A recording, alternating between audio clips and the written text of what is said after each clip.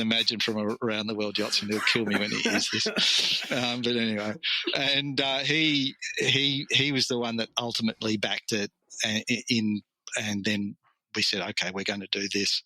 We did it, and it was absolutely wonderful to do. And as Toddy said, it's got a bit of everything. It's this great big thick thing that is, if you're a sea person with a brain, you should love it. And it's not for just looking at pictures. You have to dive into it and keep it, and I think that's the joy of making it, because in the end you come out of it with something that you don't want to throw away. Probably even from a point of an environmental perspective, it's good to have things that you don't want to throw away and keep forever. And so if we do another 4 issues, what we're trying to do is pre-sell the subscription. So if we reach the numbers that will make the thing viable, then it'll go ahead, and if we don't, it won't. But no one will lose any money, But if they do, they're going to get 4 issues. What's the subscription rate? Oh, look, I'd suspect it'll be somewhere between 30 and 40 an issue, so 4 3 120 odd, something like that, or to 100. I mean, these are pieces of art. Yeah. I mean, they're really thick, like a whole collage, durable, a beautiful piece. Yeah, it's a big thing, and it's a slab of. Yeah. It's a slab. It weighs over a kilo. Or half a kilo, 500 and something grams. It's a pound. It's a bit over a pound. Like as Jock says, it's like a 1 pound snapper being slapped on your desk. So yeah, exactly. Actually, he calls it a 10 pound snapper, but that's being a bit generous. So that's probably my next big challenge, is doing that. And I am back working at an ad agency here. I'm now writing for a couple of magazines as well. I'm starting to learn how to fly a plane. What? There's a magazine I've been writing for called Sport Pilot down here, and they've got me like a couple of weeks ago up in a light plane to have a feel behind the stick and write what they call an ab initio experience of flying. So I did that, and I'm doing a whole series of small AVs over in eastern Victoria. I'm doing lots. I'm busy. Plus, I'm writing and painting, and obviously I live here, so I'm getting plenty of surf. Although we did have COVID, and that's it was a pretty weird year for surf here. But What weren't you doing something with also Maurice? Maurice Cole is an old friend, and actually through all of that time, probably the last 6 or 7 years, I'd been working as Maurice's sales manager. It was particularly in the last 3, with Maurice having separated from his wife. It was, as he called it, 2 broken old men trying to look after each other. Yeah. and I thought, that's being a bit unkind, Maurice. I'm not broken yet. And neither's he, to be honest. And we get on very well. And Maurice is, brilliant and eccentric and mad. And he's got his boards are fantastic, as anybody who's ridden them knows. Yes. And so we'd be trying to make sense of his production method, which is chaotic but genius when the board comes out, and dealing with his eccentricities, which I won't go online about. No. But also dealing with the fact that I think the biggest thing has been his prostate cancer that he's been fighting for the last 13 or 14 years. And his, I'd have to say, his ability to survive and function with all of the slings and arrows that has visited Bonin just staggers me. The guy's got a will to live like nothing that I've ever encountered.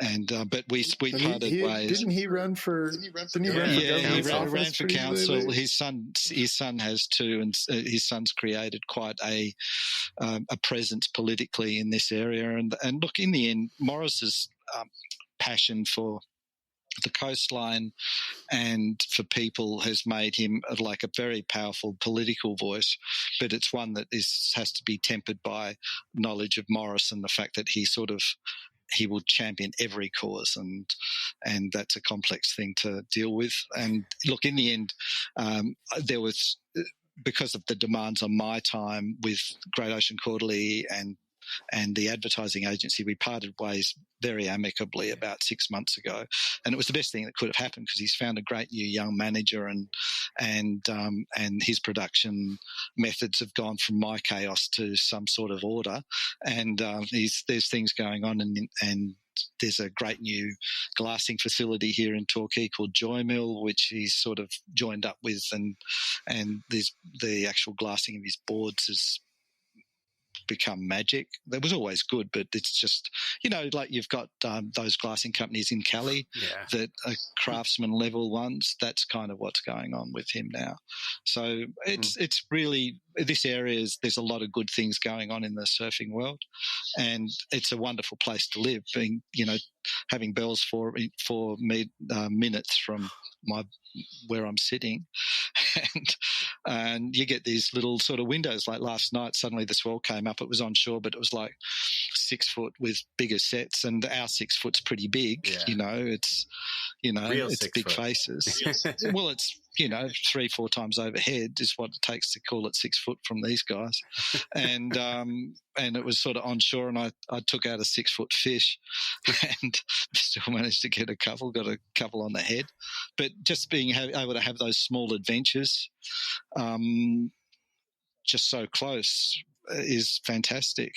It's a wonderful area to live, and I think that's the joy of surfing too, is that adventure that you find when you sort of go out the door and leave the shore, and suddenly something's going on that potentially has the tiniest little threat to it, and you feel better for yourself when you come in. You guys know that. Mick, what do you, I mean, every time I talk to you, we've had a nice conversation back and forth in a very bizarre way over the last year. The like video chat thing, where we're not actually talking to each other at all. It has gotten very bizarre at times, but every time I get a video from you or we talk about something, you're doing something.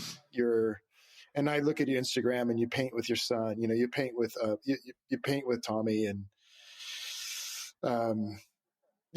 it's just like, it seems like there's always something happening. And the only time you're not doing something, you're like kind of walking those trails above. You don't seem idle. That's for sure. Yeah. How do you let's talk about that a little bit. I mean, you're just always on the move, or are you? Look, I think Instagram can sort of paint a strange picture. I think the thing, as much as anything, is my mind's always on the move. I'm often slothfully sitting, but no, my day. I've got a mate of mine lives under the house. It's not like Gollum. He's got a little flat there, and Ben and I do. Like if you said a day, we do a sort of a morning yoga exercise routine, because at our age, or my age particularly, just having that sort of looseness is a good thing. And then I'll be doing ad work, or I'll if there's waves, I'll fit a little surf in. I don't do the full big monster 3-4 hour one like I used to, but I might duck out for an hour or two. But I mean, I'll still get at least 1 3-hour surf a week in, or 3 or 4 hour. But I just I'll either write a poem, or try and paint, or actually have work to do. Be writing an article for the magazine. I'll be doing something for an ad agency, or I'll probably, like all of us, a little bit too much time on the gram. Or I almost every day I'll take the camera out and do the trail walk around our local spots, just to find, particularly now coming into autumn or fall, because the light changes. We get the change in moisture in the atmosphere, and the clouds change and the light changes, and and it's also at a convenient hour. Instead of sunset being at 9 o'clock at night, it's starts to get into an hour that I can sort of do it without completely conflicting with everything else in my life. And I think it's just that you can't. I think as a creative type of person, you can't not. I just think I don't do enough, to be honest. I really sort of feel like I'm not achieving much. It's You make us feel really shitty now. Oh, yeah, thanks, Not doing Mick. nearly enough. Fuck. What are we doing? Oh my gosh. half-baked, you know. I just go, oh, fuck. Sure. I don't know why you laugh, because it's really, if you looked at it from my point of view, it's like, oh, you wasted time. You know, really. I don't know. You're gonna show some photographs. You got a show? Yeah, I mean, your photographs are incredible. They're so beautiful. The water photographs. You have such an eye. Like what's going on with that? Well, I've always done a little bit of shooting, but I mean, you know, like hanging around Johnny Frank makes me sort of have a pretty high bar to even get near. But I've got my own particular view of the way I see things, and I had this, and I hope it doesn't sound trite, but you know, people in the arts might sort of think, oh, it's a bit poo-poo, but I had this idea back in my teens that what do you actually want to do, and it was, I've said this a few times, but it's to show beauty, and the fact is that the world, a lot of people, a lot of art, a lot of films, they focus on the dark side, but the observational, if you take the time to look, there's so much good things going around everywhere, and also many good things, and I think in the sense of an aesthetic, and probably even in the darkest moments. I mean, I'm sure even people that are in refugee camps still have those moments of pause where they go, "That's beautiful," and that whole thing. I had a sort of an exchange with somebody online that was having a bit of a whinge when COVID was going on, and they were funding, I think it was through that, they were funding science and tech and all of these things, and there was a bit of a cry for why don't they fund the arts, and I made the comment that for every one of the doctors and scientists and everything that's helping improve the world from a technological and medical sense, the arts is this place where they feed the soul. And the doctors don't go home to a room with grey walls. The scientists don't go home to a room with grey walls and nothing. It's what the artists do is they write the books and they bring the visual stimuli into people's lives that